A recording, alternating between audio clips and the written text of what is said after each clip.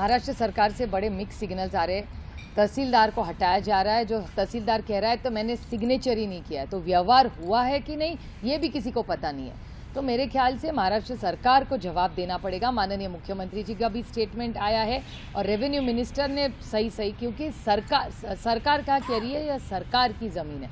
अगर सरकार की ज़मीन है तो बेचने का अधिकार है ही नहीं, और अगर फिर बेची कैसी गई सरकारी ज़मीन, किसने परमिशन दी? और तहसीलदार अगर कह रहा है कि मैंने साइन ही नहीं किया तो ज़मीन बेची किसने? स्टैम्प ड्यूटी का सवाल ही नहीं आता। तो मुझे आप पूछे तो समझ में नहीं आ रहा है सच क्या है झूठ क्या है। मेरे ख्याल से मेरी महाराष्ट्र के माननीय मुख्यमंत्री से हाथ जोड़ के विनती है कि आप सच्चाई बोल दीजिए। पिछले हफ्ते ने भी उन्होंने इंक्वायरी के पहले ही क्लीन चिट निंबाड़कर जी को दे दिया।